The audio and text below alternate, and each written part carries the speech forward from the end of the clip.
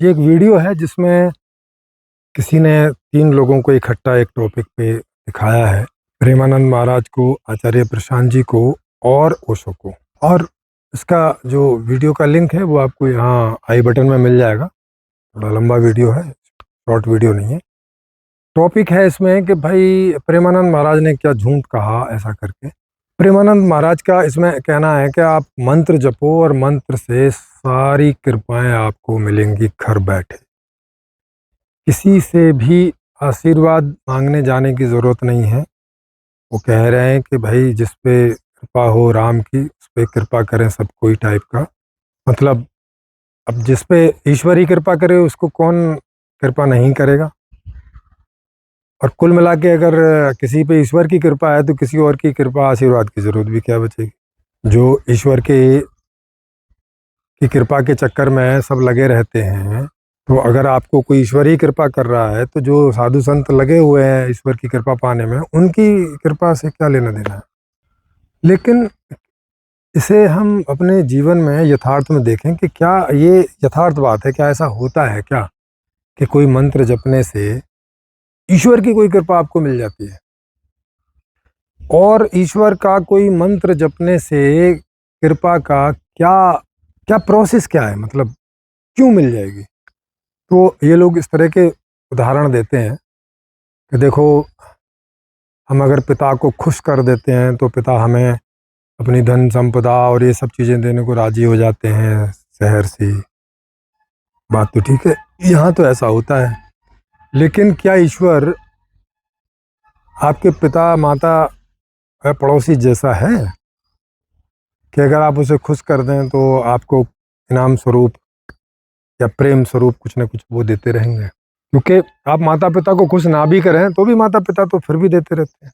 हो सकता है कि बहुत ज़्यादा ना दें, पर ऐसा भी नहीं है कि देना बंद कर देते हैं। आप पिता के दुलारे ना भी हों तो भी आप बीमार पड़ने पे ऐसा नहीं होगा कि वो आपको हॉस्पिटल ना लेके जाएं, इलाज ना कराएं। तो अगर आप कहीं ईश्वर को कुछ इस तरह का पिता जैसा माता जैसा देखते हैं, तो अगर ईश्वर ऐसे होते तो इस दुनिया में कम से कम कोई दुखी तो नहीं दिखाई देता।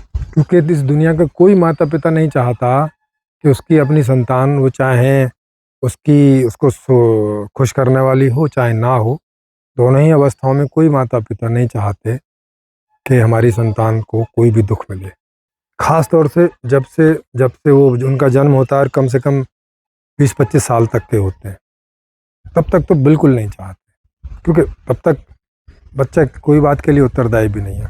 सारी बातों के लिए माता पिता ही उत्तरदायी होते हैं। तो तब तक उन्हीं के हाथ में रहता है, उसकी खाना पीना कपड़ा है, पूरा भरण पोषण सब। तो अगर ईश्वर ऐसा होता, पहले हम देखें क्या ईश्वर ऐसा है, तो देखते नहीं है। दुनिया के कितने ही सारे बच्चे गरीबी और मुफलिसी में ही बड़े होते हैं। तो अगर कोई ऐसा सो कॉल्ड परम पिता होता तो हमें ऐसी सीनरी देखने को तो नहीं मिलती कि अस्थि पंजर, बीमार, लूले, लंगड़े, अंधे, बहरे, और बच्चों के साथ बलात्कार भी होते हैं। तो कोई परम पिता अपने किसी छोटे बच्चे के साथ बलात्कार होते हुए कैसे देखता रह सकता है, या बलात्कार करने वाले को कैसे बलात्कार करने दे सकता है। तो यहाँ अगर हम इस दुनिया का अवलोकन करें तो हमें पता चलता है कि नहीं, ऐसी तो कोई शक्ति या शख्सियत या कोई अल्लाह या कोई गॉड या कोई ईश्वर या कोई भगवान कृष्ण, भगवान राम, भगवान कृष्ण के रहते हुए कुछ ऐसा होता तो वहाँ हो सकता है वो रोक लेते। लेकिन जहाँ भगवान कृष्ण है नहीं, वो रोक लें आके, ऐसा तो कहीं दिखता नहीं है। आप अपने जीवन में देख सकते हैं, अपने चारों तरफ देख सकते हैं, है ना।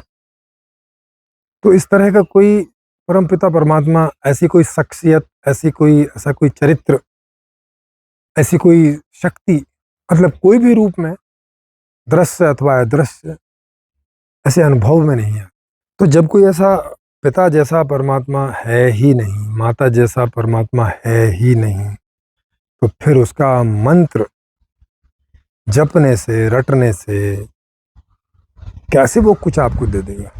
जैसे मान लो कि अब जैसे मेरे पिताजी इस दुनिया में नहीं है, मैं अपने पिताजी को ऐसा सोच के कि भाई मैं उनका मंत्र रटूं और वो खुश हो जाएंगे और मुझे देंगे ना, जब वो थे तब तो ऐसा हो सकता था कि मैं उन्हें कोई बात से खुश करूं और वो फिर खुश होके मुझे कुछ दे दें जो मुझे चाहिए। लेकिन अब तो वो है ही नहीं, अब तो उनको खुश करने का कोई तरीका ही नहीं है, और ना ऐसा कोई तरीका है कि वो मुझे कुछ दे देंगे। परम पिता परमात्मा को हमने देख ही लिया कि ऐसी कोई फॉर्म है नहीं, अनुभव में आती नहीं, व्यवहार में देखी नहीं जाती, तो फिर कैसे खुश? तो उसका नाम लेने से वो क्यों खुश हो जाएगा? दूसरा ये है कि पिता को खुश करना इतना इतना लंबा समय तो नहीं लगता है। प्रेमानंद जी 10-11 साल की उम्र से साधु बने घूम रहे हैं इतनी कठिनाइयों में। कैसा परमात्मा है जो खुश होने का नाम ही नहीं ले रहा है, जो इनको मोक्ष दे ही नहीं रहा है, इनको इस दुखद जिंदगी से छुटकारा ही नहीं दे रहा है। तो जब इस तरह से आप चिंतन मनन करेंगे तो आपको पता चलेगा कि ऐसे कितने लोगों के का जीवन चला गया जो मंत्र रटते रटते और ऐसे बूढ़े हो गए और सारे जीवन जो है कठिनता में जिए और फिर मर गए और चले गए। अब लोग चाहे उन्हें उनका गुणगान कितना ही करते रहें, कुछ भी हो, लेकिन उनकी अपनी ज़िंदगी तो बहुत खराबी में गुजरी, और मरने के बाद तो किसी को कुछ पता है नहीं है कि मरने के बाद मामला समाप्त हो गया, कि भाई वो मोक्ष को चले गए या कहाँ क्या हुआ, उन्होंने आके बताया भी नहीं किसी को कि मैं यहाँ बैठा हूँ भाई, है ना, वो सब मामला अंधेरे में।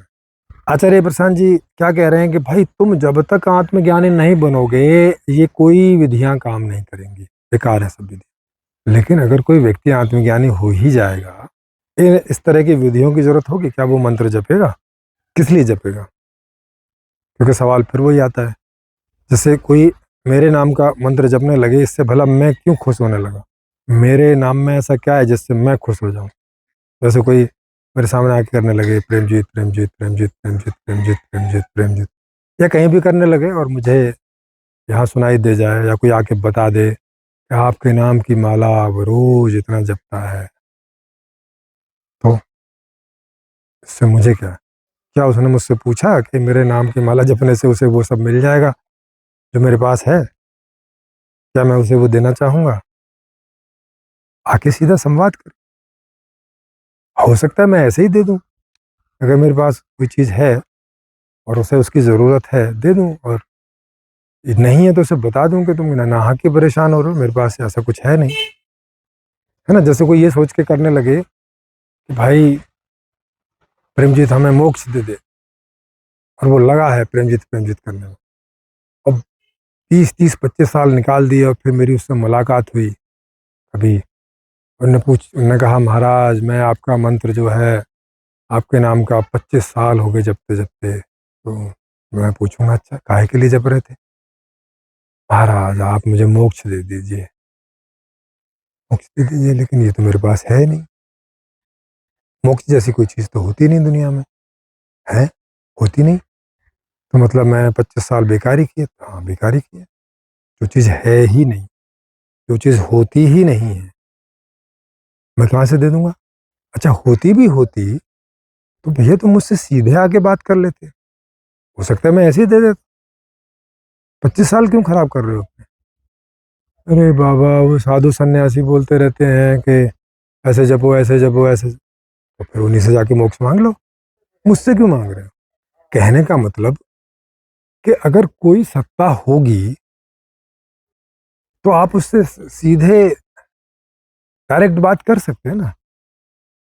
नहीं फिर ये ऐसे ऐसे वो देंगे, भाई देखो प्रधानमंत्री है कि नहीं, हाँ है, तो आप उससे मिल सकते हैं, नहीं, नहीं मिल सकते आसानी से, संभव भी नहीं है। 150 करोड़ लोग प्रधानमंत्री से मिलना चाहें तो उसका पूरा 5 साल का जीवन तो मिलने में ही मैं भी नहीं सबसे मिल पाएगा, और जिस काम के लिए वो प्रधानमंत्री बना वो काम तो कर ही नहीं पाएगा।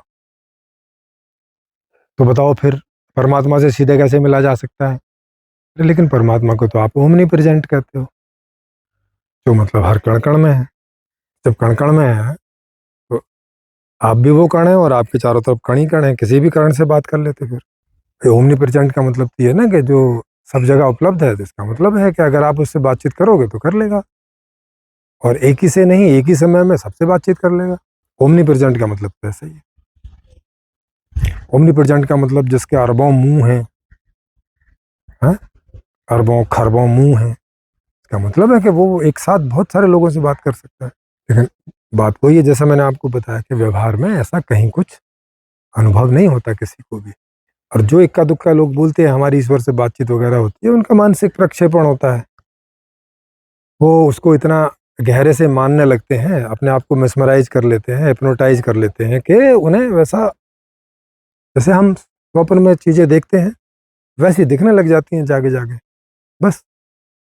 तो वो भी भ्रम से अधिक और कुछ होता नहीं। माने आप वहां पे ईश्वर से नहीं बात कर रहे, बल्कि आपकी जो कल्पना है ईश्वर की, वो साकार हो गई है चित्र रूप में, उससे बात कर रहे हो, जैसे कि स्वप्न में करते हो। लेकिन स्वप्न में जिनसे बात करते हो उनकी सत्ता तो है नहीं वास्तव में, वो तो आप ही के चित्रित होते हैं। वैसे ये भी आपका चित्रित है, कोई वो ईश्वर नहीं है जिसको आप ओमनी प्रेजेंट ये वो ऐसा ऐसा बोल रहे हो। समझ रहे हैं? तो एक तो ऐसी कोई चीजें हैं तो डायरेक्ट जाके पूछो ईश्वर से। जी ईश्वर तो है नहीं, मतलब अनुभव में आता नहीं, मतलब ऐसा, मतलब वैसा, ऐसा से बोलते हैं। तो जब ईश्वर ऐसे आ नहीं रहा है, साधु संत जो बोले चले जा रहे हैं उसे आप माने चले जा रहे हो, परिणाम से भी समझने का प्रयास नहीं करते हो कि भाई चलो कोई चीज़ आपको नहीं दिख रही है, ऐसे इतनी इंटेलिजेंस ही नहीं है कि समझ सको। तो होते हुए तो साधुओं को बोलो कि भाई कहीं होते हुए तो दिखाओ, परिणाम में तो दिखाओ, क्योंकि आपको तो परिणाम से ही मतलब है कि भाई एक बीमार आदमी था, ये देखो ये हॉस्पिटल है, यहाँ सब मंत्री जपते हैं और सब स्वस्थ हो गए 1 महीने में, 2 महीने में, 5 महीने। ऐसे कोई प्रयोग तो करके दिखा दो, तो परिणाम से समझ में आ जाएगा कि आपकी बात ठीक है, ईश्वर होता हो नहीं होता हो हमें क्या लेना देना। जैसे मोक्ष वालों को मोक्ष मिल जाए, किन लोगों का दुख दूर हो जाए, लोगों को सुख सुविधाएं मिल जाएं, अल्टीमेटली तो उनको इस बात से मतलब है, वो मंत्र से मिलती हों, यंत्र से मिलती हों, कुछ करने से मिलती हों, कुछ ना करने से मिलती हों, ये सब तो दिखा सकते हो। चलो नहीं दिखाओ ईश्वर को, तो ऐसे तो पूछ सकते हो इन साधु संतों से जाके जो कि दिखाते दो। अच्छा उनके जीवन में देख लो कि उनके जीवन में, जैसे प्रेमानंद जी को देखोगे तो उनकी किडनियां खराब हुई पड़ी हैं। 10 साल की उम्र से वो राधे राधे जप रहे हैं, किडनी खराब तो हो गई हैं, ठीक नहीं हो रही हैं। माने मंत्र जपते जपते खराब तो हुई हैं, क्योंकि जन्म से तो ठीक थी, तो राधे राधे जपने से खराब तो हो गई, पर अब ठीक नहीं हो रही हैं। तो जो कहते हैं कि राधे राधे जपने से बीमारियां दूर हो जाती हैं, ये बात झूठी हो गई। जब राधे राधे जपने से बीमारी होना नहीं रुक रहा है, माने स्वस्थ किडनियां स्वस्थ थी और राधे राधे जपने से खराब हो गई, खराब, तो बोला ठीक क्यों होंगी? अगर मंत्र का ऐसा कोई असर होता तो खराब ही क्यों होती, ठीक ही बनी रहती। और अभी कोई इनकी इतनी उम्र भी नहीं है कि भाई उम्र 100 साल, 150 साल, 125 साल हो गई है भाई, चलो उम्र पे खराब हो जाते हैं। नहीं, उनकी तो ये मेरे ख्याल है ठीक ठाक अवस्था में ही खराब हो गई थी, कोई बहुत बूढ़े नहीं। बूढ़े क्या ऐसे ही रहे होंगे 40 एक साल के, तब से ही खराब है, किडनियाँ खराब है, उसकी वजह से सूजन और बहुत सारी परेशानियां हैं। तो उनके जीवन में हम देख सकते हैं कि भाई इन मंत्रों से इनके जीवन में कुछ हो रहा है क्या? नहीं। अच्छा अच्छा, क्या हो रहा है? हाँ, इन्हें एक बंगला मिल गया है रहने के लिए, किसी ने दे दिया है, तो दान में दे दिया है थोड़ी ना इनका। अच्छा, कई शिष्य रह रहे हैं साथ में जो सेवा वगैरह कर रहे हैं, वो शिष्य अपने मोक्ष के चक्कर में रह रहे हैं, इनकी सेवा इसीलिए कर रहे हैं कि उन्होंने भी कहीं से सुन लिया है कि इनकी सेवा करने से मोक्ष मिल जाएगा। फिर ओशो ओशो की बातें देखें, वो कह रहे हैं कि भाई वो कुछ चीज़ें तो ठीक बता रहे हैं कि देखो कोई एक ही चीज़ को जपने से तंद्रा आती है, नींद वगैरह आती है, कई उदाहरणों से बता रहे हैं, बात भी सही है। कोई एक चीज़ को कितनी देर बोलोगे या सुनोगे, आदमी बोर हो ही जाता है। एक सब्जी कितनी बार खाओगे लगातार? नहीं। एक ही कपड़े को कितने बार लगातार पहनोगे? ये आदमी बोर हो जाता है। हमारा ऐसा स्वभाव है कि कोई इक्का दुक्का चीज़ों को, जैसे पानी को छोड़ दें जो बहुत बहुत ज़रूरी है जीवन के लिए। इवन पानी को भी हम जैसे बस रोज़ पानी ही नहीं पीते रहना चाहते, उसमें भी कभी मीठा पानी, कभी नमकीन पानी, कभी नींबू पानी, उसमें भी बदलाव करते हैं। भोजन तो रोज़ बदलता ही है लगभग। तो आदमी बोर हो जाता है, बोरियत होने लगती है, वो चीज़ बेकार होने लगती है कुछ समय के लिए। सही बात है। लेकिन फिर कई जगह ओशो जो है लोगों को बोलते भी हैं, मंत्र जपो, ये हो जाएगा, वो हो जाएगा। अच्छा, मंत्र से मिलेगा तो नहीं, लेकिन मंत्र आपको एक ऐसे स्टेज में पहुंचा देंगे निर्विचार की और उसकी। वो भी इसको जो है और एक दूसरे तरीकों से इस्तेमाल करने को बताते रहते हैं। तो है वो भी तरीका बेकार, कोई मतलब नहीं है उस बात से। तो ओशो के ऊपर तो मैंने और भी बहुत सारे वीडियो बनाए, वहाँ से आप समझेंगे कि ओशो की कितने सारे विरोधाभास है, कितनी सारी गलतियाँ हैं।